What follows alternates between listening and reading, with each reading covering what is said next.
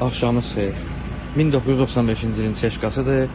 Yanacaq çəni 62 litrdir. Mən hal-hazırda 62 litrdən çox indi sizə şəkildə göndərəcəm. Video olsa video düzəlsiniz, bu videonun arxasına qoyarsınız. Cəmaət ən azından bilər. Faktı ki, Abşeron Məhəmməddədəki Lukoildən 69 manatlıq mən ödəniş eləmişəm. 62 litrdən yuxarı 63 litrə qədər mənə benzin vurub. Hələ mən işçiyə deyirəm ki, mənim yanacaq çənim 62 litrdir. Mən necə olur ki 63 litr vurmusan mənə? Yəni mən borc benzin alıb gəlmişəm bura.